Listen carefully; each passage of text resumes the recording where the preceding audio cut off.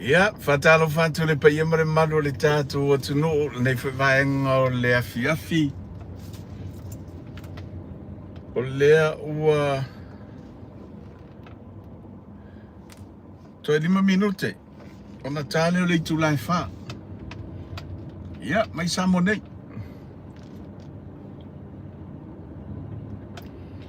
Lea fatu atau nu mai le vaai le wafu Salelologa ia lea lawa anga ia tu i lungo le. Ia le wala anga ia tu mo le tu o tane. Faasaleleaga anga ia tu i le tu o tane ia ono nisi fo e fofuanga ia masia fo le aingo le. Aingo whanau.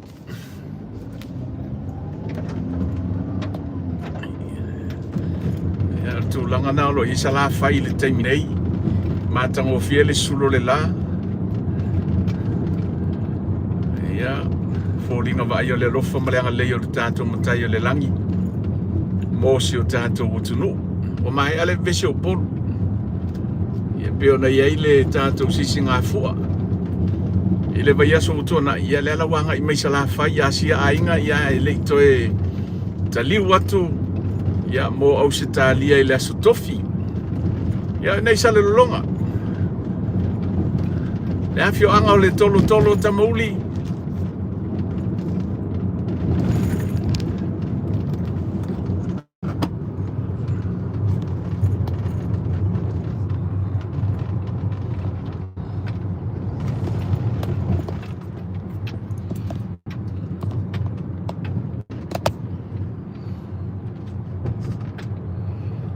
Langa e tule nā iuta i le maanga tolu.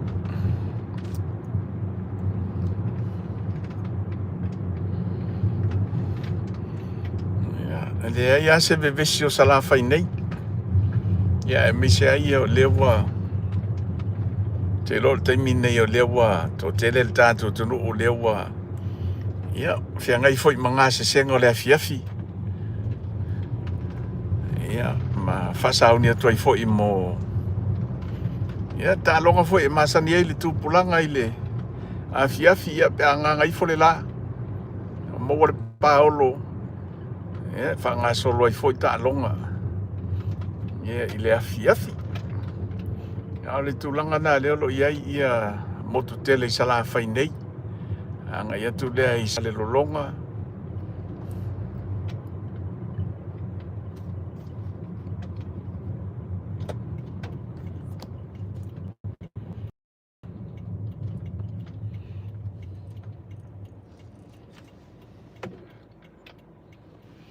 Ia, whanolo e veni karadas. Te lo pe iniso o tau o lo mana tua ia. Nei whale o loa. Kala kiki mai lava o whale o loa lava le nei. Ia lea lava iai.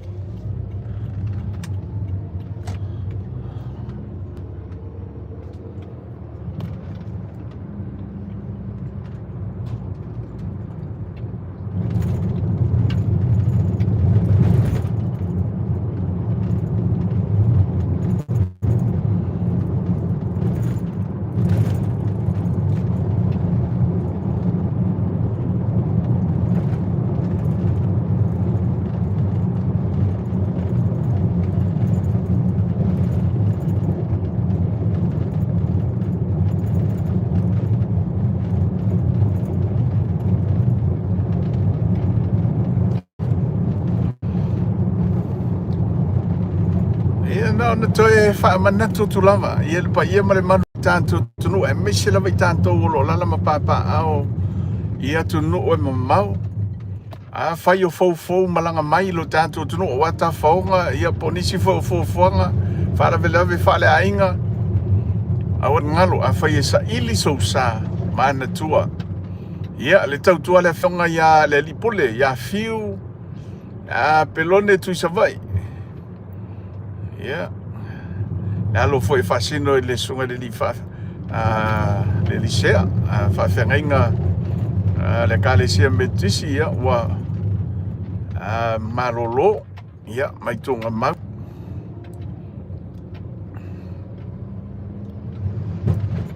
sa vea ma seole le kalesia metisi Ia lona alo la le sunga ia fiu le Afioga le lipule ia tatou le kalesia metisi ia lea fuafua ia le faamoemoe le kalesia lana konifere nisi ia iulai ia afai o saili sousa foi le faaaogāina pe amalaga mai samo nei auala ne ngalo le tautua ia le Afioga ia fiu pelone ia kampania le Niners kahaya ia afai te mana mia sta vale so se tu inga ta vale mo van ya wa inga to tele mo fo ita mai ta vale fo ilea mo la to fo ilea tai to tasi ya po lungali ya mo fo piki apu fa ngaina ya mo to tele fo ilea malanga mai no fa la velave ya le mo war piki apu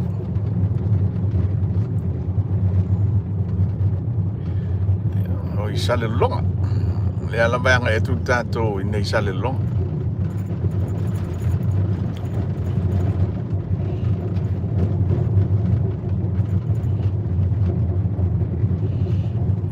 E te maua e te moa le tātou telefoni le sunga ia Afioga le play a fiu ia longa le tātou Facebook ia wangalo ia tau ia telefoni ia na te moa lai longa le tātou Facebook ia pefa pia te anga ia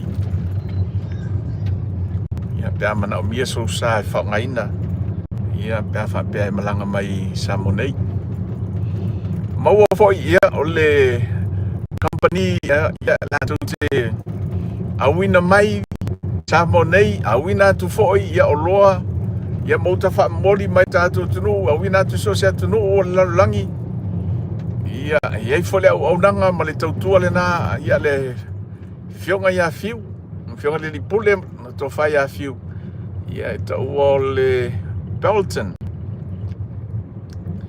ai mafai ona fesoasoani atu ia te oe ia fai mana o mia ia le na foi au nanga ia wale awina mai o ta fa momoli lo tatou tonu ia pe awina tu foi ni fa momoli ia mai samonei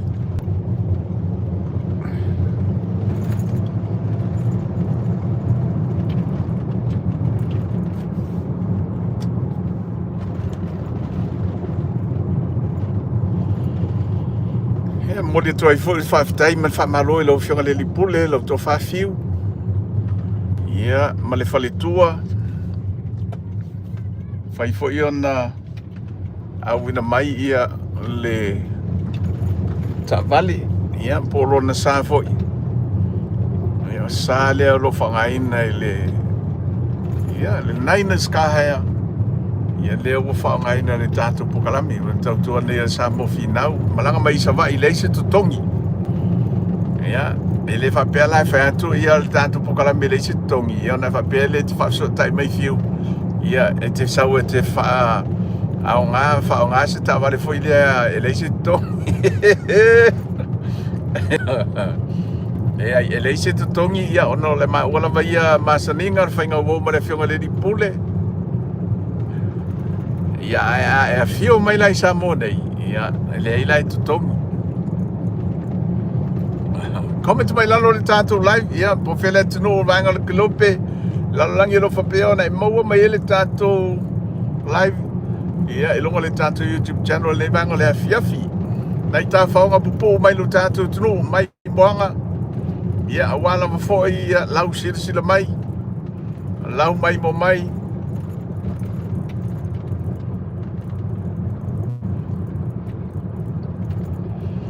le Afioga o iva le wanga i mai ai ia le tātou o mai le tātou pokalami tasi nei o Afioga matango fie manaia e Afioga o iva i savai ia tu malo Faasaleleaga numero 2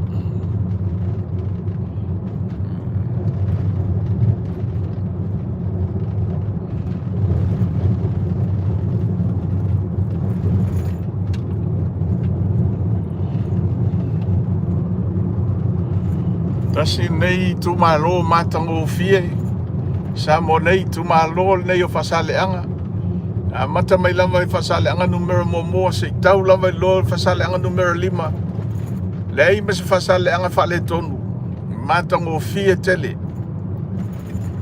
leo tau mai nei vai a fai ia afioga o vai a fai ia ai te sila mai ai lava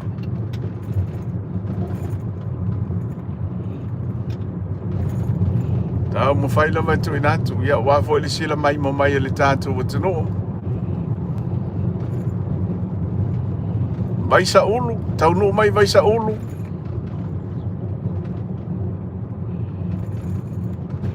ia vai sa ulu stasi o pito no o Lalomalava pea ia po vai a fai foi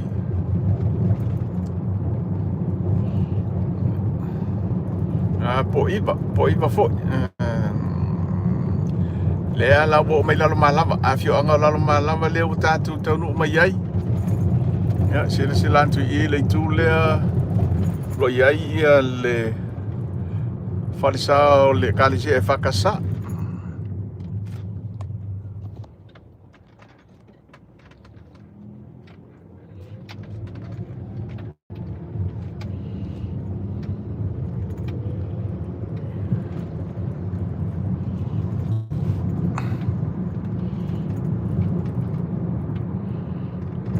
Safua, afioga o Safua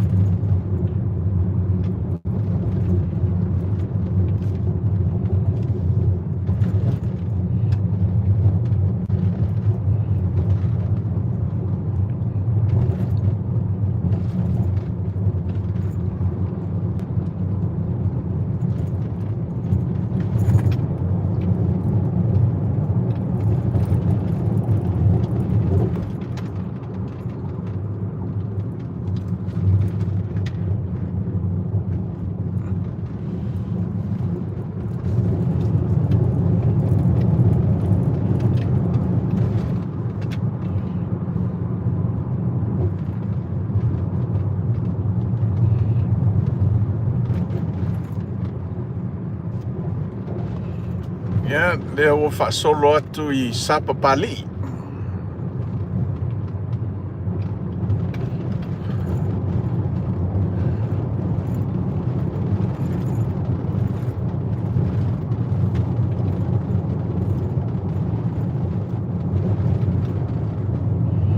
afioga o sapapali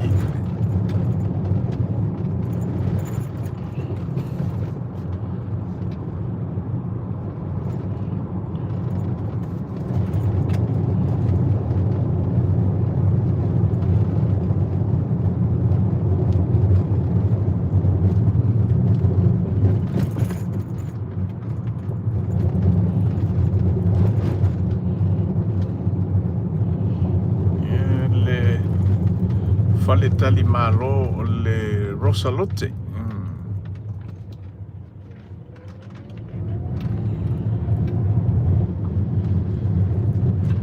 ia mo nisi foi o le a fai e te malanga mai i Samoa nei tausaili se vaenga foi le te whamautu ai ia pe a malanga mai i Samoa nei awane ngalo ia le tautua le motonga hotel le fionga ia lupe matasila vaa ia malana tautua le au nanga whapea na tautua ina le tātou tunu i le au ato malipo ia whaafeso tai ia le tautua le nā le motonga hotel whamautu mai ei lata le maketi lata iso se mea le ise popole fo i lea ia nei te iwa e tuai se fono tanga ia pole ala vale me te anga mai ia pia ia whaafeso tai le tautua le motonga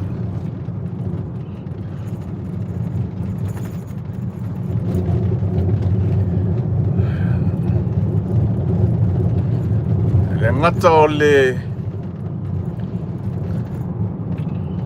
tele au nanga ia le fionga ia lupe matasila ma le tautua le motonga le ngata o le hotel ia ai fo i male lato o nanga ia mo so se mea fale fai ona e whaafeso tai ia le tautua le nā le motonga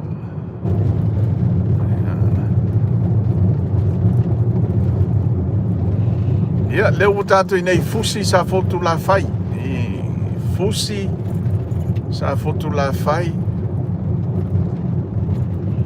lea ua tatou o mai ai.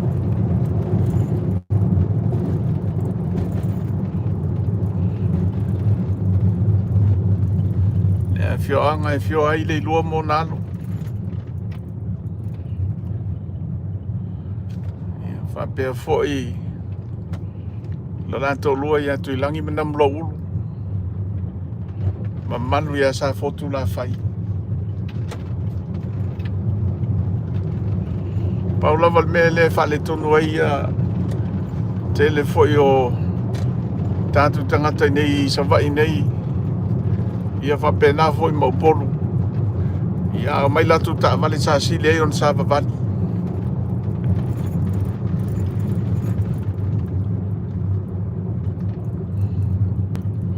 Lea la volo tato I fusi Safotulafai.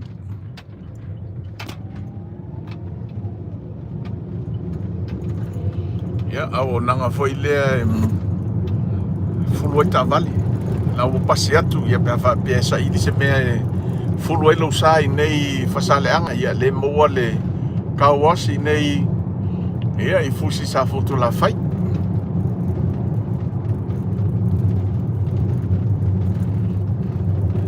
Lea wo o mai nei ia I fatausi. La Afioga le fatausi pa atoa lava. Tasi le nei Afioga matango fie mamana ia I nei Faasaleleaga ia e mana ia la titi atu ai lava siufanga. Mai tauina pa uma I tuala I lua. Afioga fatausi. Ia Afioga o le Tuilangi brothers.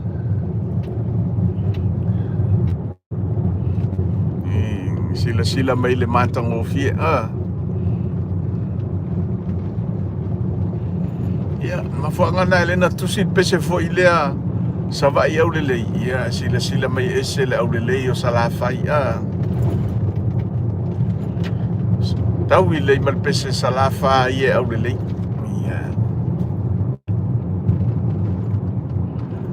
ia tau munu mai whangapoa Afioga o whangapoa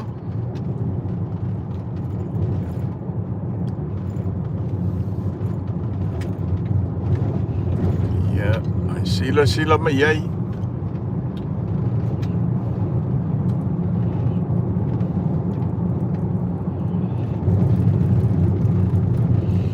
ia pa foi I tuala I lua le Afioga le nei ia pei lava na o tala no atu ma faso atu le ai se Afioga o Faasaleleaga atu a mata mai lava I Salelologa se ia pa ia popua le ai se Afioga I le matango fie mamana ia mama uma ia taunu mai nei Tuasivi Afioga o Tuasivi Salelologa umati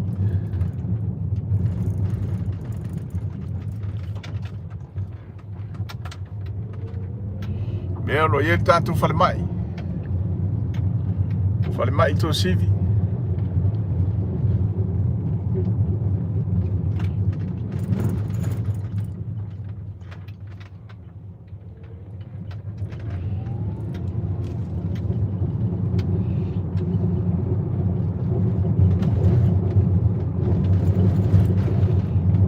ia lea ua taunu mai le ia I le la lelei la lea o Faasaleleaga I nei siufanga sila mai ai pa le tuala yuta ia ai whaavanoa le tuala tai ia no le tuala tai e tele no ia I whanutanga tasi le nei no ia e tele na tasi le nei o vaenga lo sa ili ia le tamau ainga tua ia ainga ia me se foi o le kalesia ia o le ngata I fale to tele le au whangota le lei whangota ia taipei o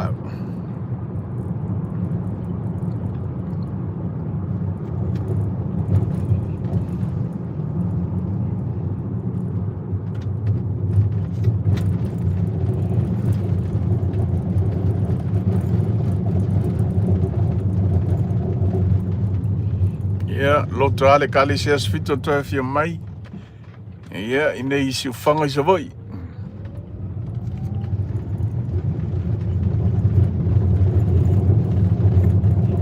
Ia, mato ainga la itu atu o. I nei. Ia, whaasolo mai nei Amoa. Ia, usila mai ai. Le Amoa Resort.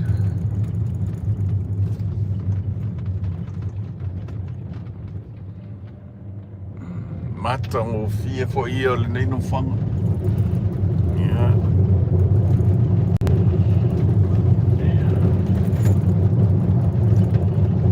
Iu, e mo mai masaina le pasi.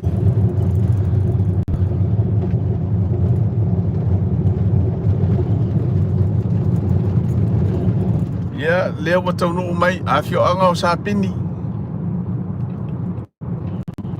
Sapini whanga leo wa tātou o mai ai, tauru mai ai le tātou proklame ne vai ngole fiafi. Whamalong whaptai atu le malo le tātou tunu, e mecha wha tātou o ma pāngaro mai mo mai le nei. A fiafi, mai tawhai fio le kelope, tātou proklame ne o le Samoa finau, awina atu nei sa vai, SALAFAI AULELEI. Ia wala wa fo ilo mai mo mai ile nei vai ngole a fiafi o le taimi o lea ua te a ia le tu lai fa sa pini malua le wanga ia tu lua e se le matango fia wa inga ia ine ia fioanga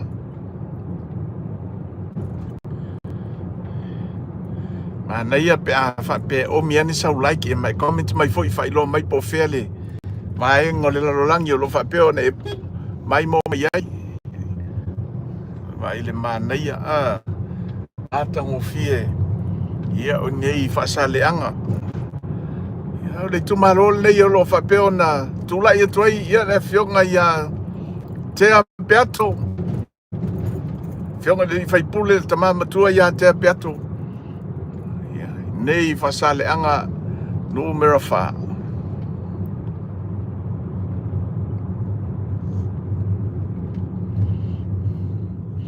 Manatua ia na on toi fa manatu tu lava ile tatu tu le a faina ila to o mana subscribe ia a faila vo le te mai mo mai le tatu fa so po le fo le taimi tawo ne ila usila le tatu live leo a winatu fa mole sa mo ai tu no pele na o valvalusia lama o le la au lo fina ngalo na o la subscribe lava ele ai se to tongi.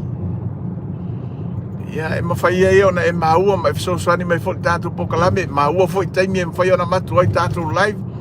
Taimi lava e oso tu ai tātou live, o ko meki lava ia ona whiki ako fo i lea.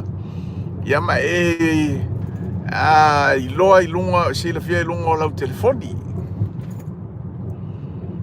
Ia, e na ona walusia lava, ia e pule lava oi, pule lava le staffu ne i lao lona sa. Ia, o lau le na fisoswani. Ia mo le tautua whaatawaa le nei ale Samoa finau. Lea ua tau nuu mai nei. Ia wangalo ia tau le nuu le wo mai ei wa whaifo isi leva. Ia o ta whao i whafo.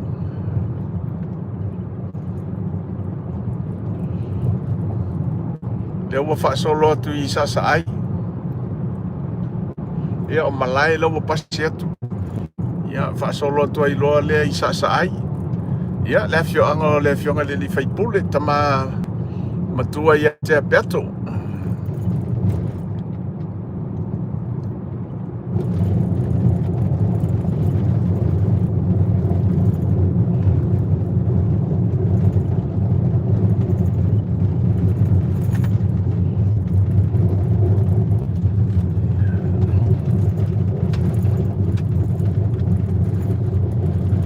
To molia tu lava fa maluma fa tai la to lo fa peo na mai mo mai le vai ngole fiafi ia ma fa ngai na fo le tatu pokalame ma le tatu totua le yo le Samoa finau lo tamu fa lava le ai le mesili ia ina ia awina tu tatu pokalame ia le fiang le pamu pensini na ia ma le moto le fiang le li fai puli.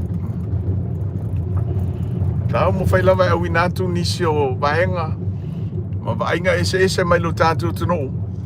Ia wā lava o tau o lo whapeo nā lala ma papa au. Ia tunu o ma mau.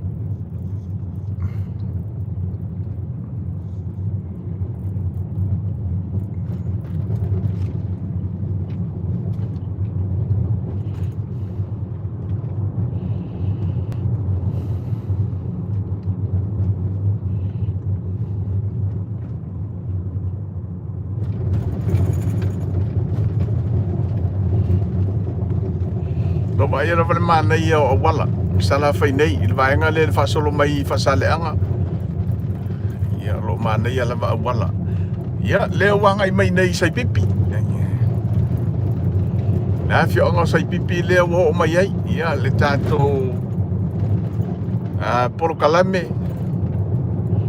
Ile afiafi nei ia mo ilantou whapeo na mai malanga mai le Afioga sai pipi ia talo mai le tō Afioga ma whamaro mai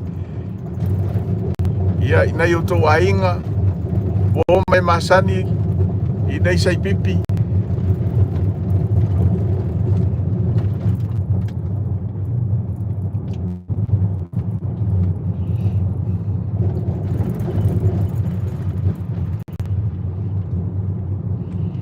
mana tua sau like mana e foi pe o mi ai sau share ia ono sai mai lama ia tato